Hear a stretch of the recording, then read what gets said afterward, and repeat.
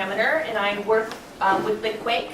So on behalf of Litquake, thank you for coming, and also thank you to Wallflower for hosting us this evening. Tonight's free event is part of Litquake's San Francisco Literary Festival. We're in our 19th year, and I think it's of the crawl, it's about our 10th. That started a little bit later. We have events all year round, so check out the schedule online at litquake.org. So as you might imagine, this festival would not be able to exist and be free without the generosity of our sponsors and individual donors. There's a box that's there on the floor that if people can have any few dollars that they can spare, we would love to have a donation. Every bit helps, no matter how much. And if you don't happen to have any money on you, because I know so many people don't carry cash anymore, we do accept Venmo, which is at venmo@litquake.org, and we're also doing PayPal, which is info@litquake.org. So one other thing, I put on the table there surveys. There's about 10 of them and a few pencils. If any of you have a chance to fill them out, it's really helpful. Actually, especially for me, because it's mostly demographic information, which foundation funders tend to ask us. So it's hard on these free events to kind of get a sense of who the audience is that's coming to the crawl. Okay, so this evening I'm going to introduce Jennifer of Smoking Pens, and she will tell you a little bit about what you're going to experience next. Thanks so much. Thank you.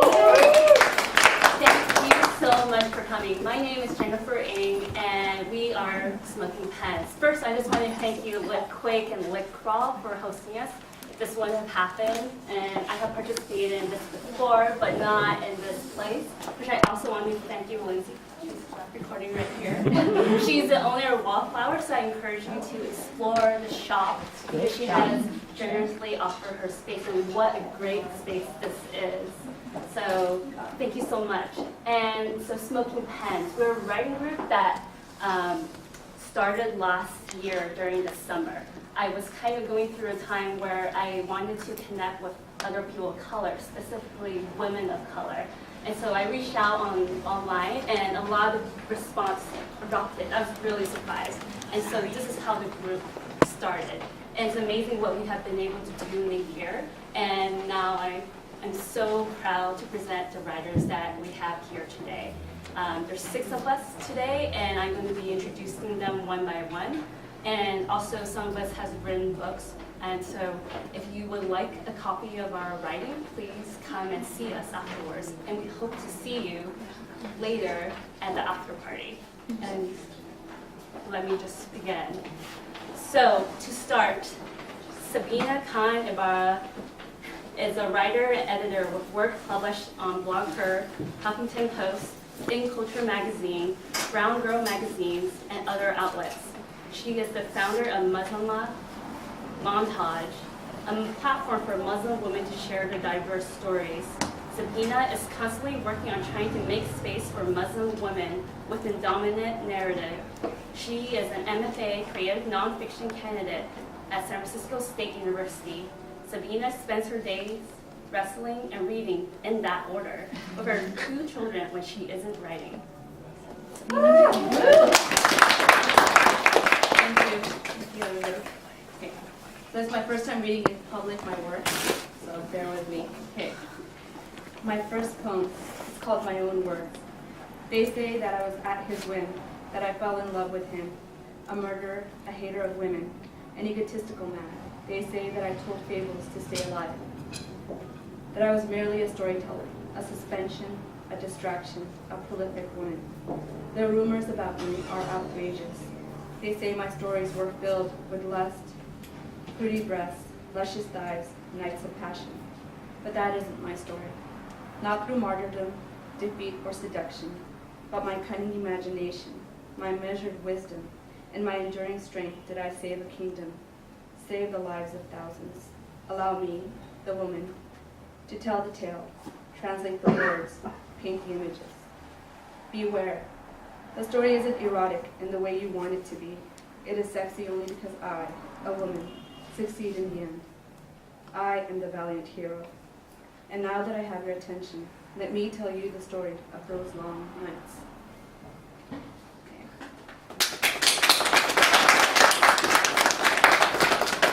The second poem is called Screens. You stand in a separate line because you weren't born here. Your boarding pass is illegible with red markings across the front. CBP, written with a Sharpie. The first man wears a blue uniform. Your middle name is Muhammad, so they send you to the room in the back, a room you hadn't noticed before. The second man wears a black uniform. You're asked by this man why you are traveling alone. You stare at his blonde eyebrows. Without your husband, he continues. You start to explain, knowing that he isn't really listening. You try to look into his notebook to see what he is writing. You are told to follow the man in the black uniform to another room. You follow him from the small back room into a smaller room further in the back. The third man wears a dress shirt with slacks and tie. He asks you how old you were when you left Pakistan. 3 months, you say. He nods without looking up. He asks you more questions. You answer all of them, hoping he believes you, that he likes you. When he finally looks up, he tells you to hand over your phone. You think about your rights. You think about your kids waiting at home for you. You unlock your phone and hand it over. He tells you to go out and wait in the first back room. You walk out, and only then noticing that there are 3 other people in the room, a woman about 80 years old, accompanied by what looks like her daughter, a woman of 50. They stood at the counter speaking softly to the man in the black uniform. A man in his mid-20s, a faux hawk, and man sits on a chair, flipping through a magazine. They're all brown, just like you. You look at the clock. You'll miss your flight. You wonder if they will allow you to take a later flight. You wonder what your kids are doing. You wonder if you will get your phone back to let your husband know that you will be late. You wonder if something on your phone will get you in trouble. You take a seat and think about what would happen if you get kicked out of a country you consider home.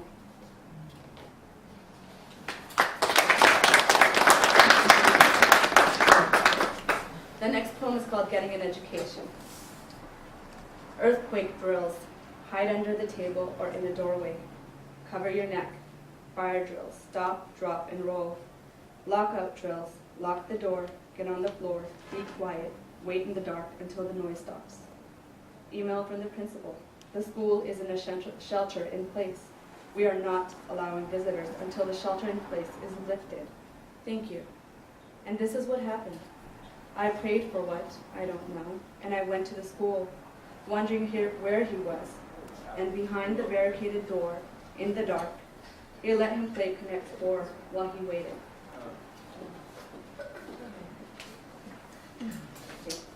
The next poem is called Zainab. So this is actually inspired by a murder of a 7-year-old girl in Pakistan. And then after the Supreme Court nomination hearings, I thought I would read it today because I thought there was a parallel. Zainab, I once had a daughter. When she told me that he looked at her, when she told them that he looked at her, they told her to cover herself. When she said that he hurt her, they said to be quiet. When he touched her, they told her not to shame them. When she said that he would kill her, they told her to go quietly. Then she was gone. Regret filled my bones. Grief became my companion. And I wished that I had been a mother who raised her daughter's voice instead of killing it.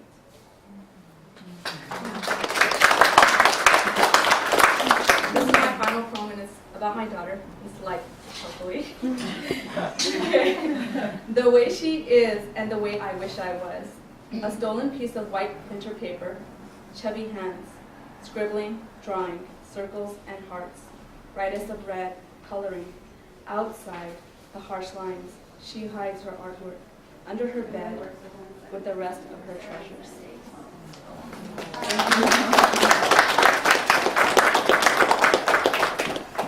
So, next up is Michelle Threadgould. She is a biracial Chicana journalist who covers Latinx issues and resistant art movements. Her work has been featured in CNN, Pacific Standard, Good, KQED, The New York Observer, Resma Club, and Latino USA. Her investigative work has covered the secret history of leftist protest movements, femicide and violence against women in Mexico, immigration and border activism. Michelle is also a music journalist that has written about Latinx punk rock from Latin America and political music extensively. 7 of her essays will be included in an illustrated history of women through rock in October 2018.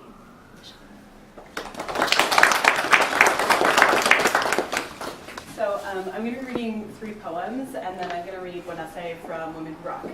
So this first piece is called The Disappeared, and it's dedicated to all the women missing in Mexico. 5-part poem. La puta. When a puta goes missing, no one asks any questions. No one misses her. She dug her own grave. But every woman is just one baile away, one miso away, one chingo away from being nobody's daughter. Part 2. La inocente. I was walking home from school and a man in a black car asked me, ¿Eres la hija de Estrella? And I could not speak. He broke my bones, he broke my teeth, he broke everything. My mother must now pay men and aviators for what is left of me. Part 3. La cabrona. She walked past people unaware if they were dead or alive. It is said that each person in Reynosa is a ghost waiting.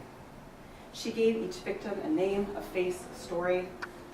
Their cuento was not what had happened to them before, but who they were. They called her Felina, the defender of the damned. When they caught her, they live tweeted her death, as if to say, no cat gets 9 lives. Part 4, La Mosca Muerta. Like daddy's girl, curled on her father's lap, adjacency to power convinced her that she was powerful. But when you do a monster's bidding, you have no insurance that one day he will not clash in on your policy. Now her name is whispered, Mosquita Muerta. Playing dead, she never got to fly. Part 5, La Curandera.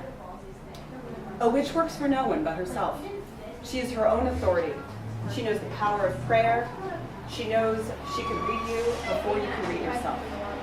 No one needs to believe in magic. Her disappearance made her stronger. At night, the wind carries threats. The branches scream her name. Like Lady Macbeth, the men will never rub her blood off their fingers. This next poem is called Excavations, Los Colibres. So Los Colibres is a group, a nonprofit. It's in the border of like SoCal, Arizona, Texas. And so what happens is their job is when a family knows that someone crossed the border and they haven't heard from them in a month, they go into the desert and literally look up their remains, and their job is to return the bodies. They dig in the desert, hoping to find the bodies of migrants gone missing. Rings, boots, wallets, and sombreros paves the way to promise. But sometimes the rancher has other plans. Does not want their human trophies found. They scatter their pertenencias miles from severed heads, while Los Colibres follow the crumbs. Or they unearth a sliver of skull, calling their compañeros who call back, be sure it's not a vaquero. We dig not for them. This last poem is called The Doghouse, and I did an investigative piece where I was looking at the healthcare crisis that's happening amongst migrants in Texas. And I spoke to someone who had just been in a detention center. And so a lot of these are actual quotes that she told me about her experience. Me llevaron a la pereda. They took me to the pound, she said. Only it was not a dog, but her, who was kept in a cage. In the detention center, the only atmosphere is de tristeza, of sadness, de depresión, of depression, de angustia, of fear. De qué va a suceder con el caso de uno? You wonder, what's going to happen to me? If you did not listen, if you did not heal, you went to the icebox, where the only sheet was foil. You lay shivering like a street dog whose bed is newspapers because you cannot find a home. So we're done with the depressing poetry.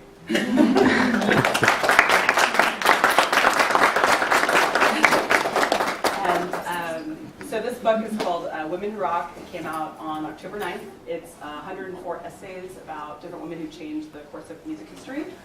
And I wrote all about resistant women, and particularly Latino resistant women. So this piece is on Ana Tijoux, the Chilean rapper. On September 13, 1973, Victor Jara, the Chilean folk hero and founder of the movement Nueva Canción, was tortured with his hands nearly severed from his wrists, shot 40 times, and murdered by the Chilean government alongside hundreds of others in front of a stadium of thousands. 2 days earlier, the military general, Augusto Pinochet, had overthrown the democratically elected socialist president of Chile, Salvador Allende, launching a 40-year reign of terror during which thousands of Chileans disappeared, 22,000 were imprisoned, 200,000 were imprisoned, 22,000 were widowed, and 60,000 were orphaned. It was the moment song was silenced, or the moment Nueva Canción began its resurrection as a global protest movement. 4 years later in France, 2 prominent leftist sociologist exiles from Chile gave birth to a girl who would bring Nueva Canción into the 20th century, Ana Tijoux. Tijoux parents did not choose to label themselves exiles. They were exiled, a difference that Tijoux noted in an interview for MX. And so Tijoux was born with the anger of being violently dispossessed. In her hit song, 1977, the rapper and singer explains that during the year of her birth, the phrase "no me diga no," or "don't tell me what to do," became her guiding light. She describes her body as an instrument beating out of step with her surroundings and fighting the feelings of impotence as she watched her home country become increasingly militarized. For 16 years, the only Chile she knew was from afar. Her relatives back home said tapes of Victor Jara and Violeta Parra, and their voices informed Anna's own resistance. Parra, part indigenous herself, was the first woman to travel to remote parts of Chile and find traditional songs of the native people, transforming them into feminist critiques of the wealthy elite. Songs that would inspire Jara to join them alongside the socialist and communist movements that supported Allende. Her songs fought the classist ideals of who could make art and what art could be about. And even in her love song, she flipped the patriarchy script. When Parra killed herself in 1967, her beautifully difficult work lived on by the covers of Gracias de la Vida by Mercedes Sosa and Joan Baez.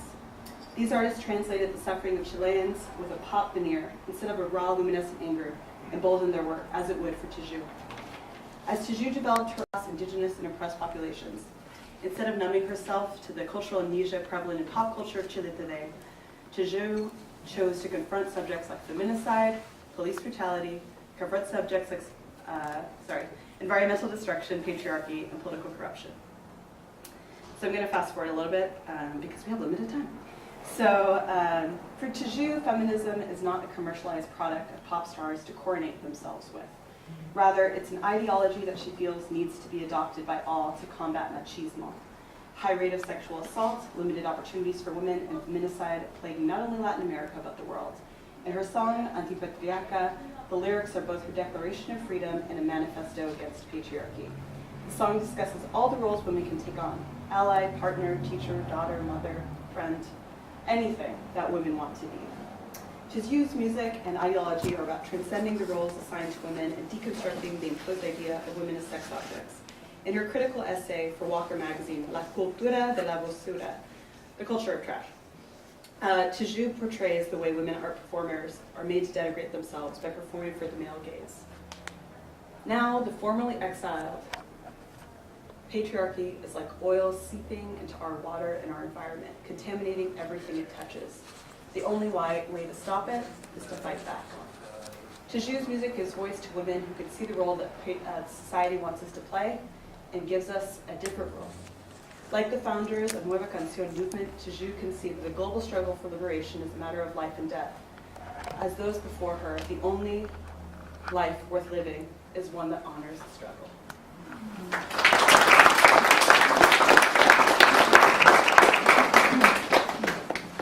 Right, and next we have Grace.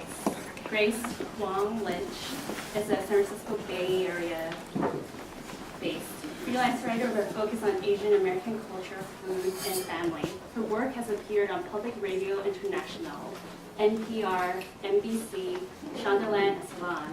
She has been a participant in the Rona and Tin House writing workshops, and her essays have been published in anthologies Lavanderia, A Mixed Love of Women, Wash and Word, and Mamas and Papas on the Sublime and Heartbreaking Art of Parenting. Grace is currently working on a memoir, follow her blog at halfamama.com. See you. So I am working on a collection of essays about food, and in particular how food sometimes becomes the way of communicating when we don't really know how to communicate, or because we have language barriers, or just other things that really prevent us from being able to speak with words. So this is an excerpt from one of the chapters in my book that I'm working on. As a child, I never saw my own mother lift a drink to her lips. When she mentioned liquor, it was always in connection with gambling, and almost as bad. When I was in elementary school, our family once received a free deck of playing cards as a gift for joining the auto club. "Do you want to play Go Fish?" I asked my mother, fanning out the deck before her. "Cards are bad," she explained, all but swatting the cards out of my hand. My parents gambled all the time, and I had to do all the work around the house. When Mother was growing up, the clatter of mahjong tiles and drunken laughter filled my grandparents' home on Roosevelt Road in Taipei. What could have happened during those evenings that would have led her to have such a visceral reaction to liquor? I can hear the clinking of whiskey glasses. "Gunbei," the men exclaimed, their accents echoing Qingdao, Wuhan, and Nanjing. These men would have been my grandfather's government cronies, officials who had fled to the island with Chiang Kai-shek's nationalists in 1949 after China fell to the communists. After quashing the movement for Taiwanese autonomy, Chiang installed the upper echelon of his military into government jobs.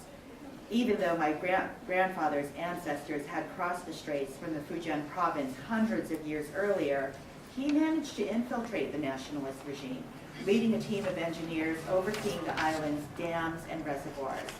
Perhaps it was to cement his position in those ranks that my grandfather threw the most lavish parties: whiskey, high stakes, pretty daughters. Before these evenings, my grandfather would ask his daughter how to say a phrase in Mandarin to sound more refined. Mandarin was his third language. In the colonial schools, he learned Japanese, but his tongue remained heavy with the island accent. But his second wife's oldest daughter spoke Woi as well as any of his colleagues' wives. If his daughter could show how clever and mannered she was, maybe one of his drinking buddies could pull some strings to secure her a space among their offspring in the top girls' school in Taipei. "Ahom," he called out. "Bring us some food." I imagine my mother, a live 13-year-old, approaching the table.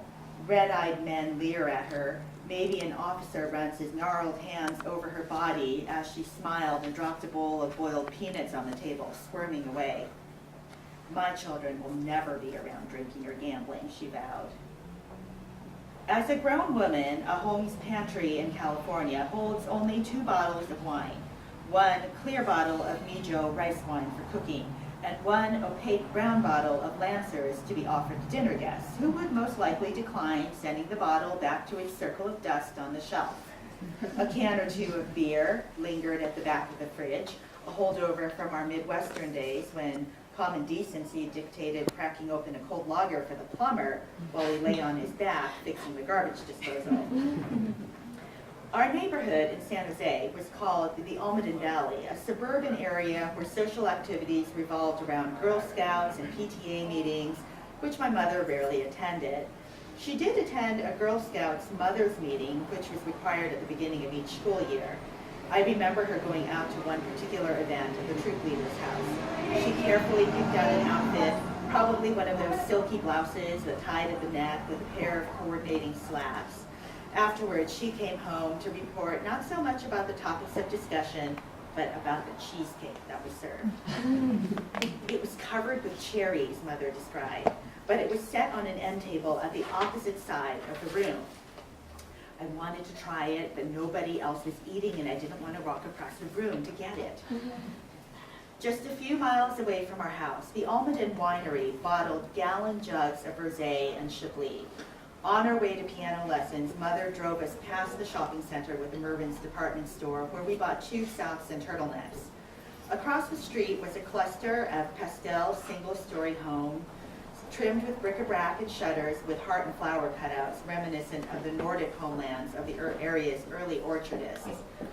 A block further, Scandinavia morphed into Tuscany with areas of grapevines strung up on wooden scaffolding. In the center of it was the Almaden Winery. One weekend, my father took the family on a tour of the winery, even though he, like my mother, didn't drink. My brother and I were the only elementary school kids at the winery. We dawdled at the end of the tour group. I was fascinated with wine after one of our rare outings to a Stanford football game. We walked through a field full of tailgaters. Unlike the football fans I remembered from my early childhood, they weren't t-shirted Michigan fans perched on the tailgates of their Chryslers, drinking pop and eating hot dogs. Stanford spectators wore Izod shirts and lingered around folding tables laid out with blue cheese and Chardonnay. I imagined a winery to be the birthplace of such luxury, an old world building where a man in peasant shirts sang arias while transforming grapes into an elixir for the gods. Almaden was built as California's oldest winery, started in 1852 by a French immigrant named Etienne Tay.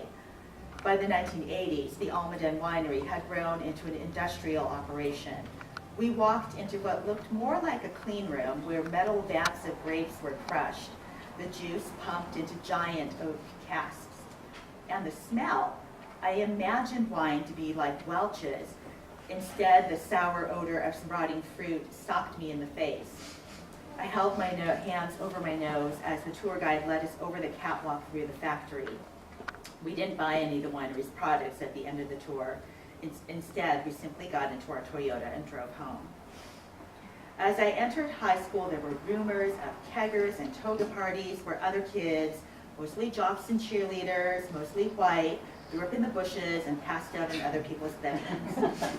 Having no vocabulary for date rape, I was afraid of becoming one of those girls people whispered about. Girls who drank too much and had sex with multiple boys at wild parties. But I was in no danger of that. I was never invited. While other freshmen were drinking wine coolers at parties without parents, my little circle of girlfriends was still entertained by sleepovers. There, the boombox didn't blast Michael Jackson or Madonna. My friend Nalani played cantopop cassettes with pretty hairsprayed Chinese boys on the cover. Nalani was a worldly 14-year-old. She frequently traveled to her mother's hometown in Hawaii and to Hong Kong, where her father resided most of the year for business. Unlike most of the middle-aged women I knew, Nalani's mother was American-born, Native Hawaiian and Japanese. Her English was fluent, and she was proud of her mixed heritage, sprinkling shoyu on everything, including her scrambled eggs. As she served plates of spaghetti, she uncorked a bottle of Burgundy, pouring us each a full glass. "You girls need to learn how to hold your liquor," she winked. "I'd rather have you drink at my house than somewhere else." I knew my mother would not approve of this drinking, but her opposition to alcohol felt irrational. One glass of wine wasn't going to turn me into an alcoholic. Plus, I didn't want to offend my hostess. So playing it cool, I lifted the stemmed glass to my lips, planning to savor the top notes and the hint of berry and oak. Instead, I grimaced and tried not to spit out the dark liquid. How could something be simultaneously sweet and bitter, wet yet desiccating? I tried a few more sips, only to feel the same burn in my throat. My face was growing hot. I pushed the goblet to the corner of my placemat where I hoped nobody would notice it was still full. With no invitations to parties, I threw myself into speech and debate, Taiwanese youth group, and the school newspaper. At the end of senior year, on one of those balmy mornings just a few days before graduation, someone pounded on the door of the journalism class.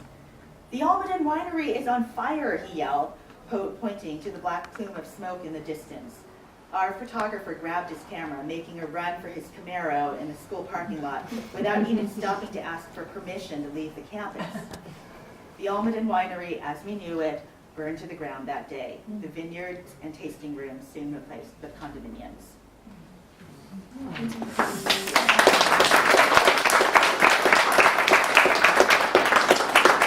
So we're halfway through. I'm going to ask people to do a short exercise and move people in. little bit more. There's so much space Pull out around some here. stairs so that we can bring people in. Like and this little McLean shift to the left Thank you. so that there's some people in the back who can see and hear us. And also people might be leaving to get to the next venue, so let's keep a place open as people leave for stand.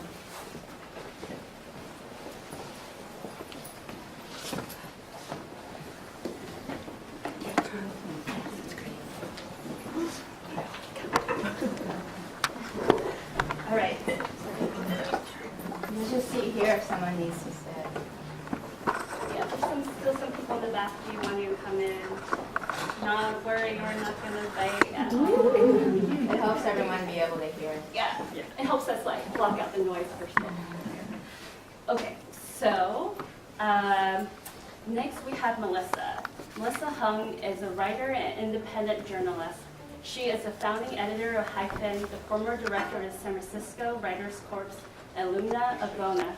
Her writing has appeared in NPR, Vogue, Catapult, Shondaland, and Pacific Standard.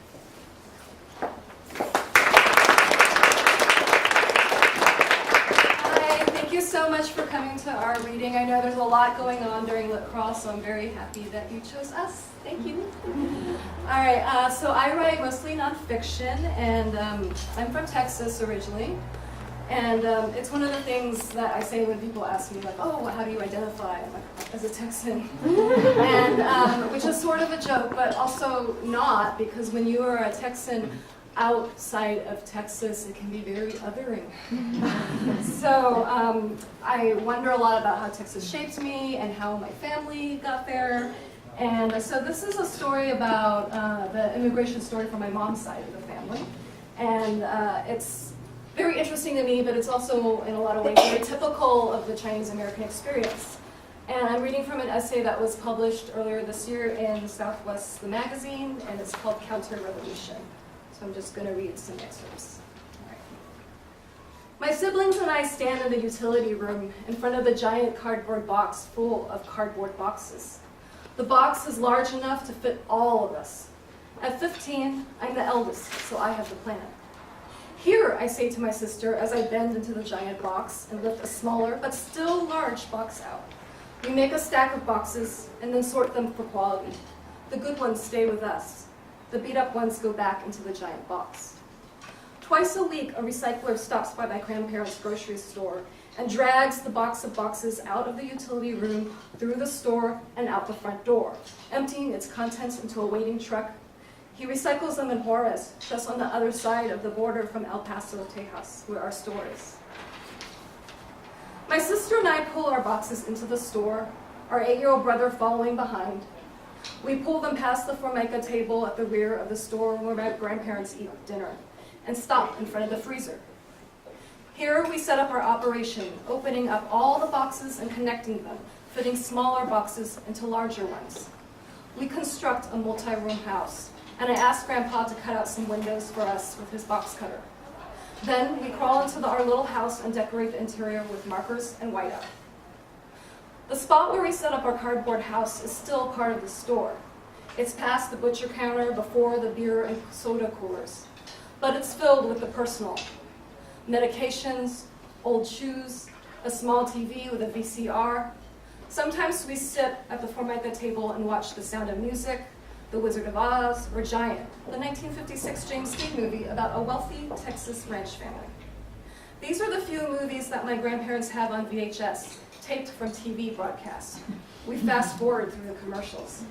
I find Giant boring, but Grandpa seems to like it. We are Texans, but nothing like the family in Giant. We are immigrants who bet everything on this store. The store was named after my grandfather, Paul Chu Grocery. Its name announced who we are. We're Asian in a town with few of us. Every summer, my mother and us kids flew from Houston to El Paso to visit for 2 weeks. My siblings and I rang up sales in the store's single register and helped bag groceries. But mostly we played in its aisles and raided its ice cream freezer. Everything unfamiliar was fascinating. The beer stocked walk-in refrigerator that we'd stand in until we couldn't take it, the roll of butcher paper that we'd tear giant pieces from to write on, the manual adding machine, the sticker price gun, the giant cardboard boxes. When I was learning to walk, I pulled bags of chips and boxes of light bulbs down from the shelves. I rested my head on a loaf of bread as if it were a pillow, and my grandparents laughed.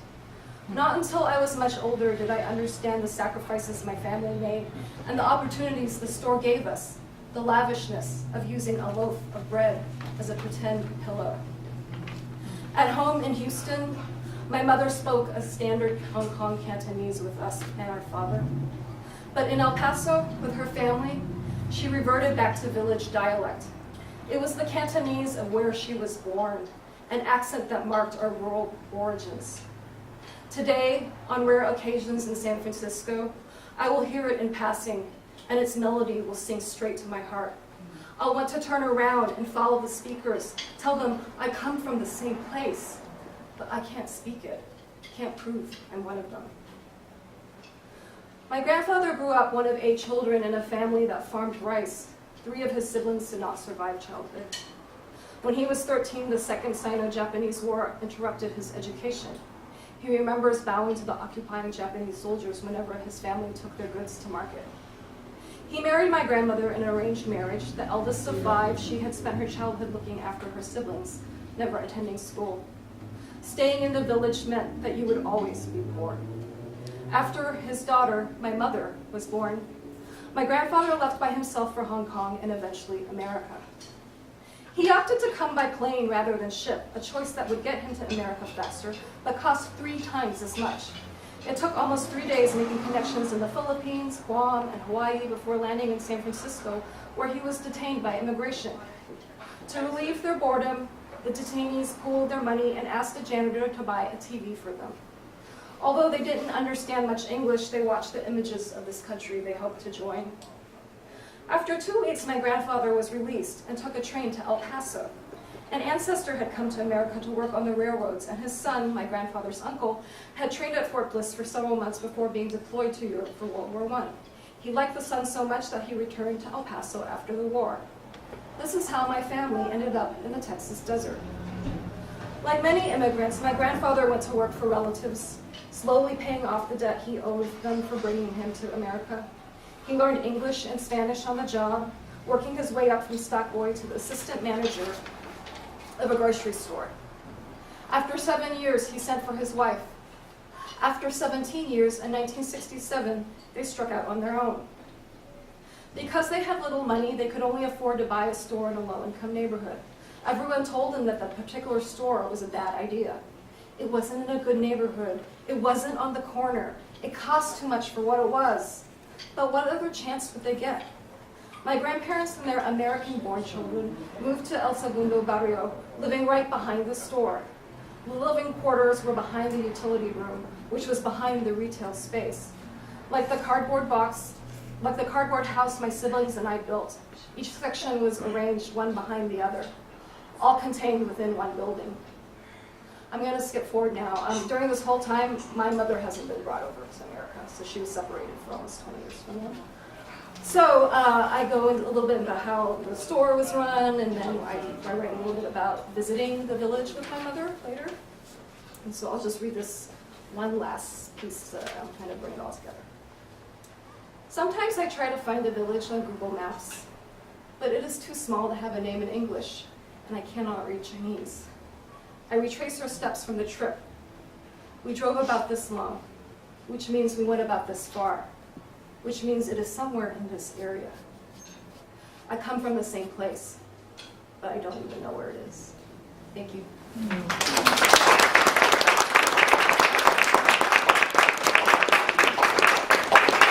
Right, up next. Tran is a writer, chef, instructor, and book artist who loves her letterpress as much as her cast iron pans.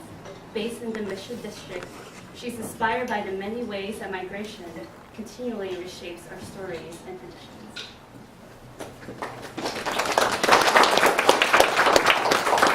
Thank you for all coming here. This is from a larger work in progress called Bodies of Water. And I put together 3 excerpts that I hope will come together for you. And I want to dedicate this to my mother. She couldn't be here today because she's closing her sewing shop. She's retiring finally. And today was the last day it was open. and I mentioned her here. So fortunately, we're recording it. Hi, Mom. So we'll see you later tonight. All right, bodies of water. Unbeknownst to my mostly silent, sometimes stammering 8-year-old self, my first English dictionary, Webster's Third New International, was as despised as my newly arrived immigrant family. More infamously known as Webster's Third, it was dismissed by writers, editors, and other guardians of English.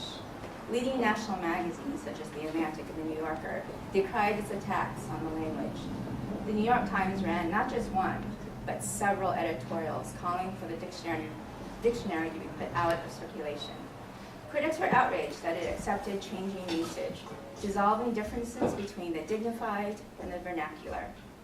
It dissolved long-held distinctions between words such as shall and will, imply and infer, enormousness and enormity. Webster's Third, wrote one expert, was, quote, an exercise in permissiveness in the name of democracy that's debasing our language.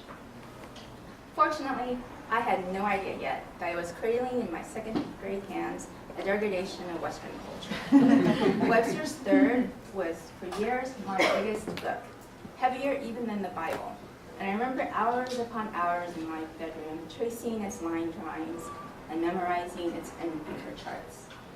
Among the first words I looked up in its pages, after book and illegitimate and bastard and love child, was the term heathen. It rolled off the tongue so smoothly, I remember thinking, heathen, this must be a good thing.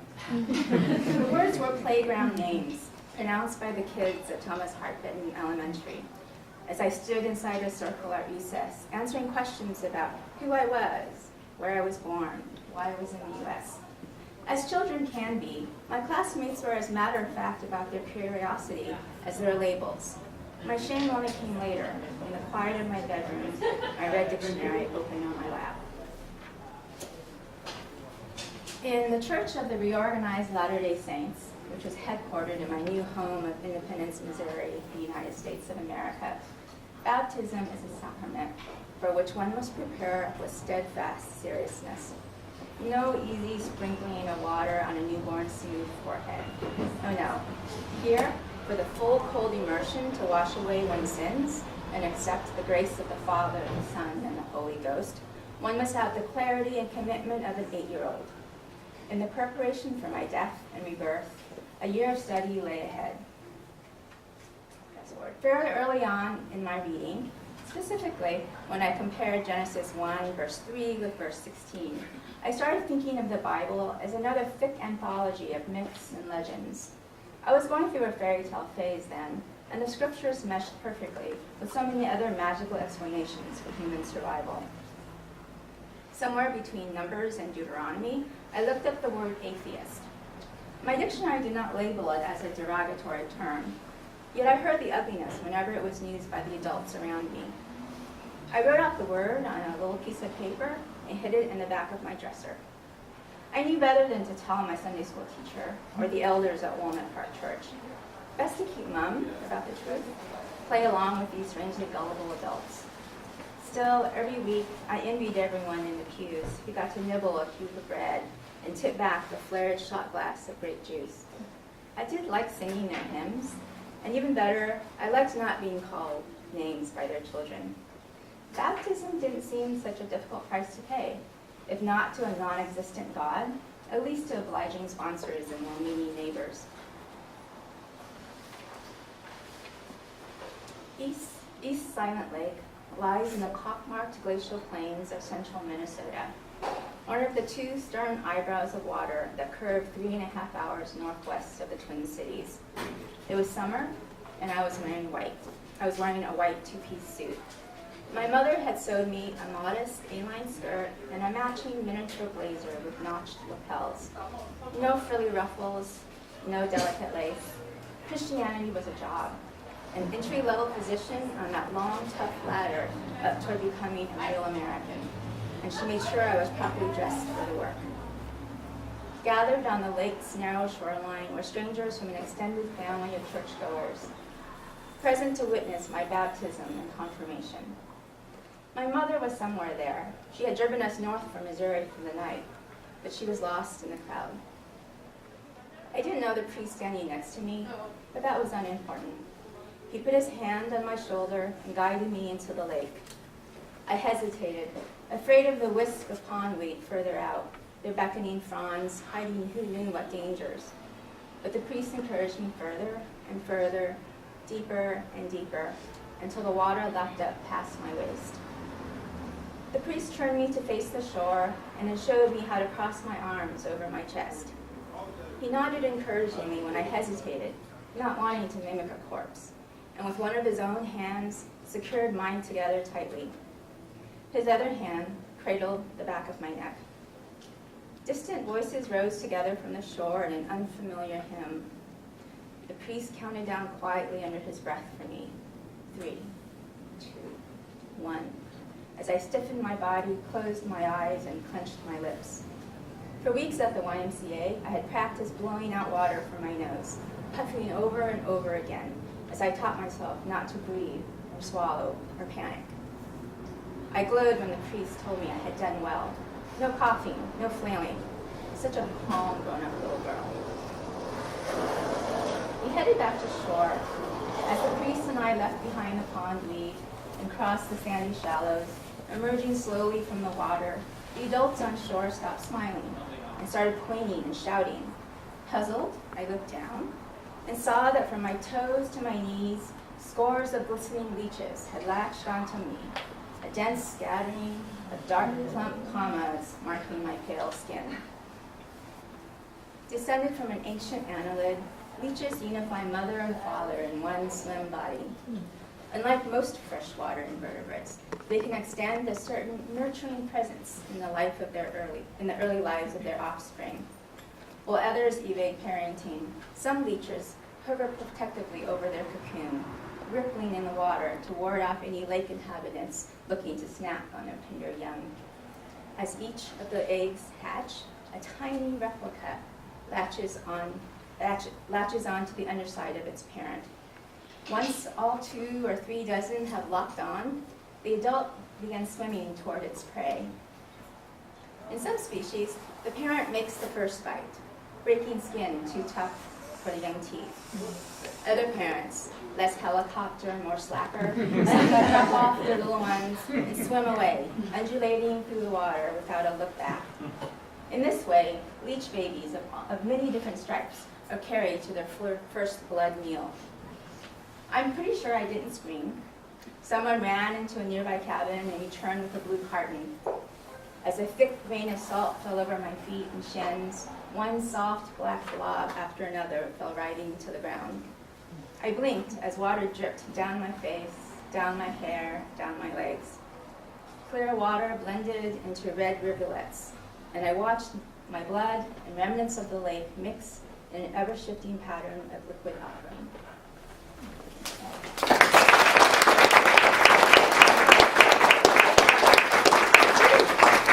All right, and our final reader, Shikha Malaviya. She is a South Asian poet and writer. She's also the co-founder of the great Indian poetry collective, Mentorship Malda Press, publishing voices from India and India Diaspora. Her poetry has been nominated for the Pushcart Prize and featured in Flume, Perry Schooner, and other fine journals. Shikha was a featured TEDx speaker in Gothic Bangalore in 2013, where she gave a talk on poetry. She has been a 3-time mentor for AWP's Writer-to-Writer mentorship program and was selected as a poet laureate of San Ramon, California 2016. She currently lives in the San Francisco Bay Area. I just want to say thank you to Jennifer, thank you to Wildflower, and that it is just fantastic to be reading with such amazing, diverse voices, and I hope you'll support these voices. Thank you. My parents are from India, and I was born in England. I grew up in Minnesota and in India as well. So that is often reflected in my work. I talk a lot about identity and culture and assimilation, and to me, it's more a fascination. I feel like, I call myself a morpher, where you morph from one identity to another, one geography to another. So hopefully you'll see some of that in my work. Thanks. Pineapple Pastry Flashback. Barely 5 feet tall, we rush into your arms, Dadi, brown and doughy, smelling vaguely of coconut oil as you crush us with hugs. Today is an auspicious day. You tell me, the festival of pierced ears. I want to say there is no such thing, but you stuff chocolate in my mouth before I can complain, and then your little square fingers, the ones that mashed bananas in my milk this morning, push gold hoops through virgin cartilage. Now I am young Indian belle with British accent, gypsy hoops dangling in the warm Indian wind. Our uncle plies us with post-colonial pastries, pineapple, black forest, chocolate cream. Who said the British didn't teach us anything? And as we stroll the Gandhi Park, named after the Mahatma, we romp and stomp in playful violence. We see the moon, the stars from the rooftop, bigger and brighter than through the London fog of 6 months ago. All are closer for the touching. And have I told you about the cows? Fresh milk every morning. Dadi cracks an egg in it for nutrition. We are getting fatter on Homeland Air, and for the first time I see a brown Father Christmas, mountain goats chewing on guava leaves, and people who look like us giving us rides on their shoulders. So that's actually a true story about how my grandmother pierced my ears. Yeah. Okay, and so the next poem is actually about how I learned how to talk in Hindi, which is my mother tongue. So this poem is called Lingua Franca. 1. The voice of a little girl saying, "Papa's got big legs, Papa's got big teeth," in a crisp British accent, and from behind her shoulder, a little boy with a little accent, insisting he wants to say hello, hello, hello, and doesn't realize he already has. The tape recorder has caught it all. 2. Dadi speaks to us in Hindi so that we will learn simple things like, come here, yahan aao, go there, wahan jao, eat food, khana khao, bring that book, pustak lao. And we do. The Devanagari script enclosed with a straight roof and a wall to support the sides, each alphabet leaning in, turning phonetic tricks. A, e, u, ga, kha, ga, dha, na. Our tongues performing calisthenics, all of us partaking in the linguistic Olympics, going for the gold. 3. I remember Uncle Tom's Cabin, not because it was a sad story, not because Uncle Tom dies, but because I read it in Hindi. Tam Kaka Ki Kutia. I would repeat the title over and over again because it sounded funny, and because Kutia mispronounced meant bitch, and it all sounded onomatopoeic, though it was only alliteration. I graduated from picture alphabet books where the Hindi vowel had a round red pomegranate next to it, and had a giant orange-colored mango with a small green leaf on its stem. Hungry for all the vowels, the fruit within them, tangy and sour, I plucked them off the page and into my mouth.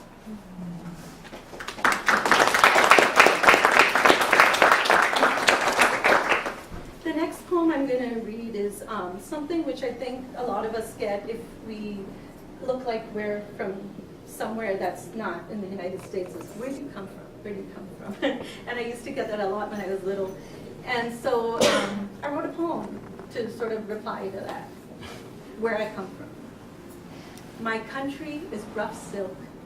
My country is smooth spice. My country is black silver. My country is blue ice. My country is lotus temple. My country is golden mosque. My country is brick church. My country is glass synagogue. My country is tame elephant. My country is hungry tiger. My country is jumping monkey. My country is scuttling spider. My country is scented flower. My country is smelly dung. My country is ahimsa. My country is loaded gun. My country is every manifestation between a fiery red chili pepper and your tongue, a peacock dancing against the setting sun.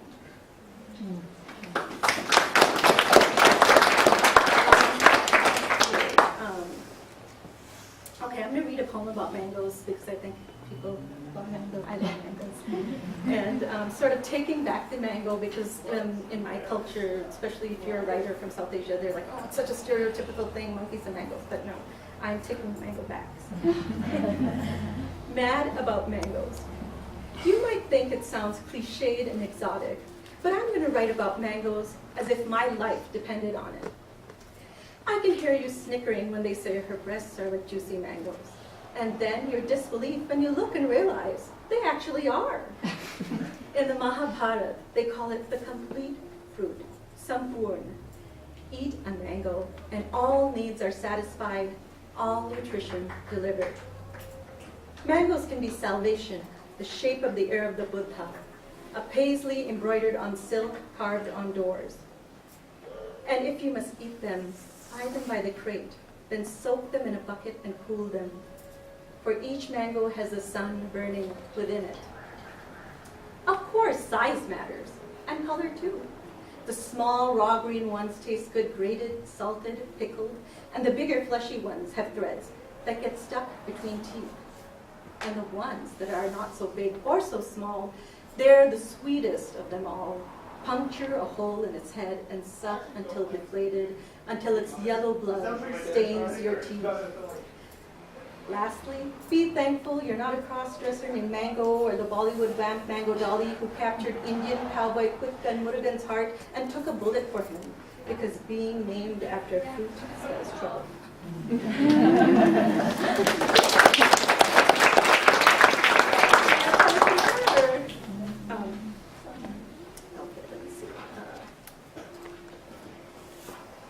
I'm bad at marking where my poems are. There we go. So there was a poem, I can tell you the story of it. I took my daughter to the pediatrician, and we had just come from India, and he depressed her tongue with one of those tongue depressors. He was looking down, and like she was chattering away in Hindi because we had just traveled back from India, and he's like, oh, she has that rapid tongue thing going.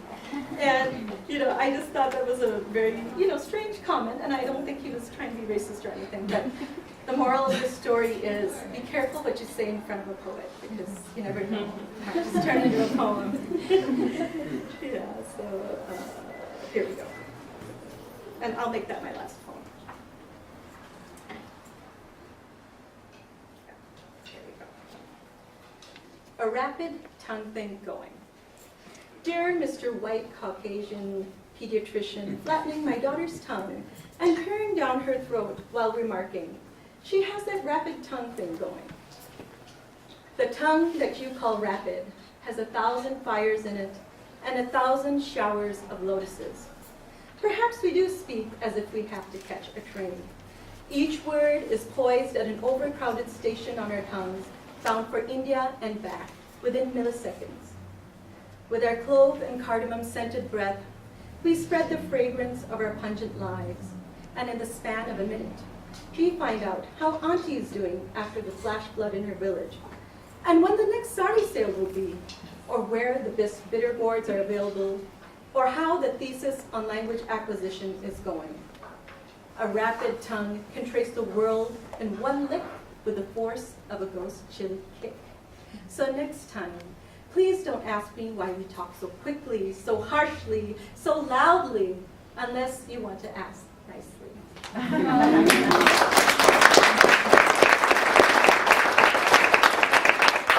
Thank you so much. We have just reflected on food, migration, and culture. Again, our writers are Sabina Khan-Ibarra, Villegas, Threadgould, Grace Hwang, Lynch, Hwang, Tran, and Shikha, Malaviya.